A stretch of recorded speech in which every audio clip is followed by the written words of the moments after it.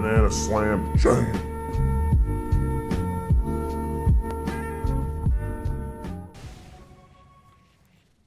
How does the map feel right now? It's all of the lanes are pushed in, so it's pretty black and yeah.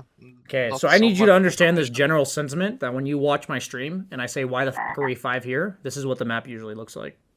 Okay? Yeah, I'm like, guys, what is your fucking intent here? So whose fault is this right now? I guess. I mean, everyone just TP top together at the same time. Maybe.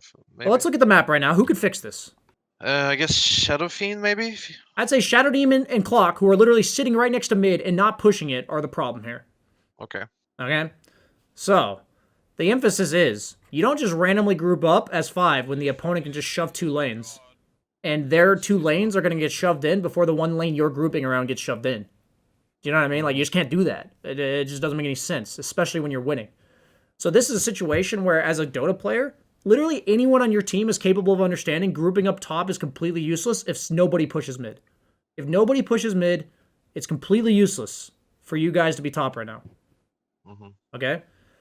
So if you see this, and you see your teammates running towards you, you say, hey guys, we need to push mid, and you run mid and push it. That's it. You know, like, that's life. If your teammates are being inefficient, that's life. Like, you can't do anything about it. I need you to know that in these types of spots, you have to push mid here.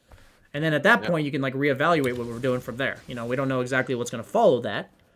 But until that mid wave's push, whatever you do here sucks. I'll just tell you right now. So you're like, oh, okay, I'm going to go push it. Okay. I think that could have been even sooner. You did, like, a whole lap through their triangle first. Yeah. And now you're doing, okay, so you're finishing your Scotty. Ooh. Ooh, okay. Yeah, it's just so much map control issues. The sense of urgency from you and the rest of your team to push the right waves and win and separating efficiently is what's causing you guys to separate inefficiently. You're separating after the lanes are already a problem, and then they're trying to, and then they're able to, like, pick your SF off consistently.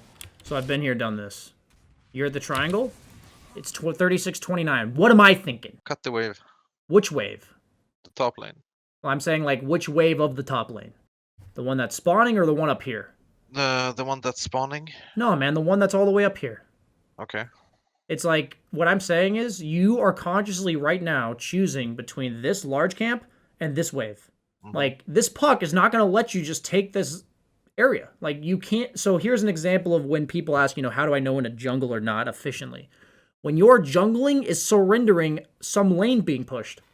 Like, if you ran right now, immediately, right now, because you just pushed in mid, you just got 2 kills. Look at the mid lane situation. If I want you to understand, unless you are taking high ground right here, you have to have 2 lanes pushed. It's the same thing every single spot, every single time. You see this, right? Every single fucking time. Yeah. You guys win a fight and you just walk together down the same lane. You have to go lane maintenance unless you plan to go high ground. The only exception is if you're like, guys, we are taking this lane of racks. Yeah. Are you taking this lane of racks?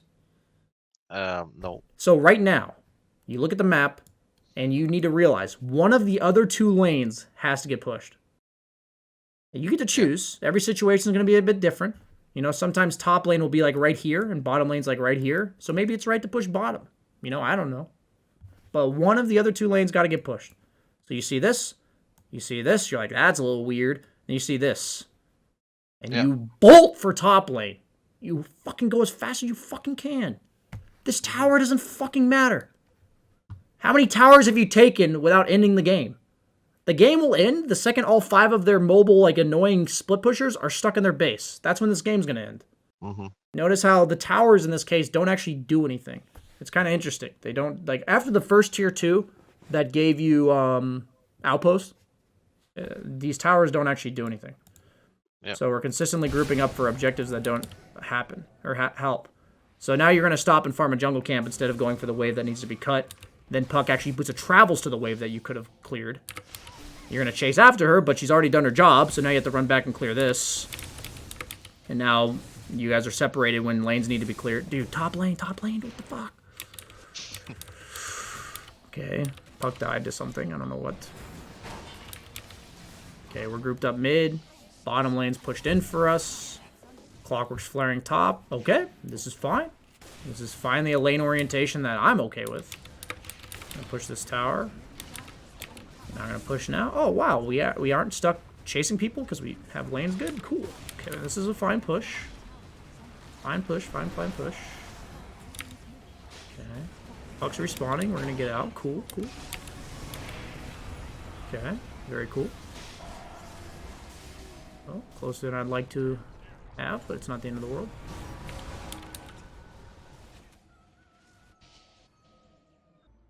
What issue have you had in fights? What issues I had in the fights? Yeah, what's happening to you? Like I'm dying to swashbuckle. I mean, I'm not dying, but I'm getting like poked down Okay. in the fights. But that's pretty much it. Okay, so what type of problem is that? How do you solve that problem? Like I need a little bit more sustain. Should probably go for a lifesteal or morbid mask. Yeah, satanic, 100%. Yeah, of course, yeah.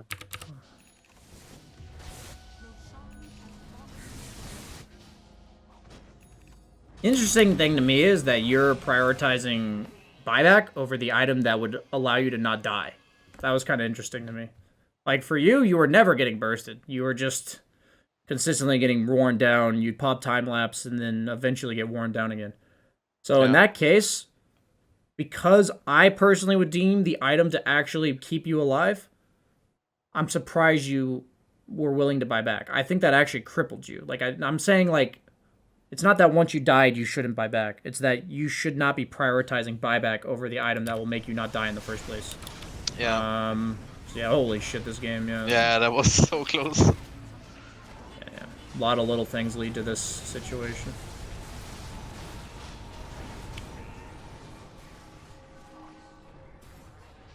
Just sell your fucking treads, man, and buy it!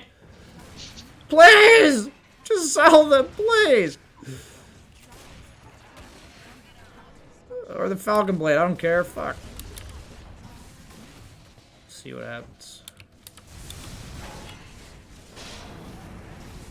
Okay.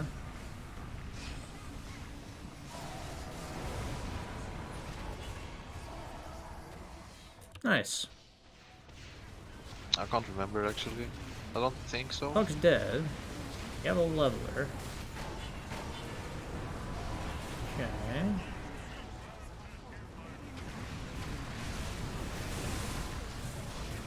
Okay, that looks pretty GG to me.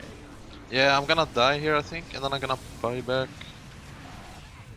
Yeah, I'm gonna buy TP boots and get back. Okay. Nice. Then we just throw them, yeah. Easy game, alright? Yeah, that was way... I mean, we should have won this game much easier, but I can see, like, the things that you're saying. Like, makes the game much harder than it is. Okay, so...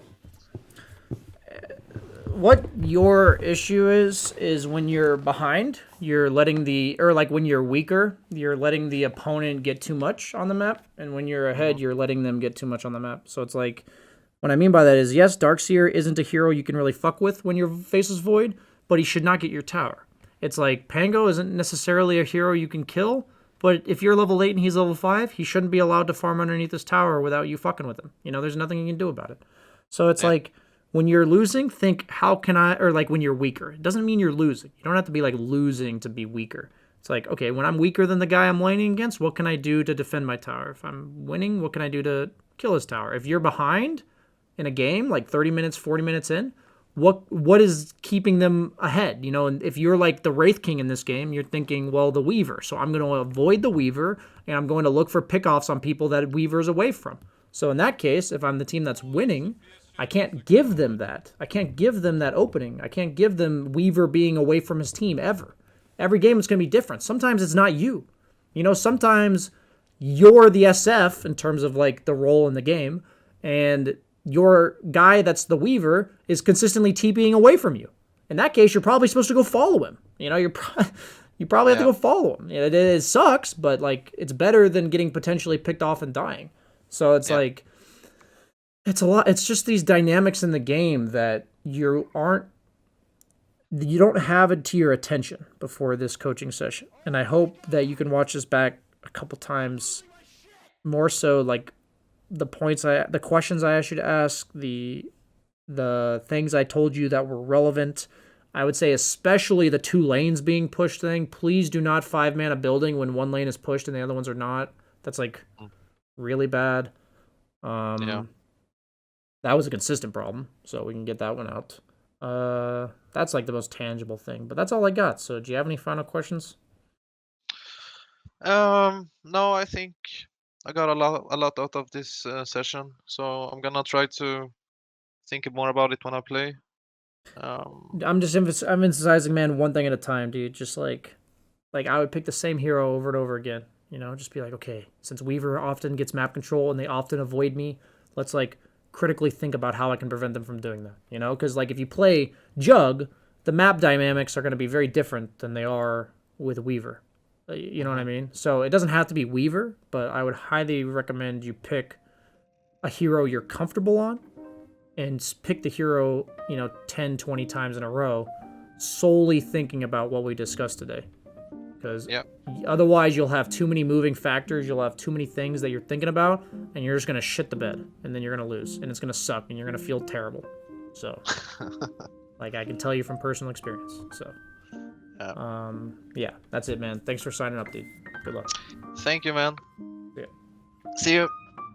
If you liked this video, please like, comment, subscribe to the YouTube channel, all that shenanigans, because at the end of the day, YouTube does care about that. You may not care about it, I may not care about it, but the YouTube algorithm does. So please do.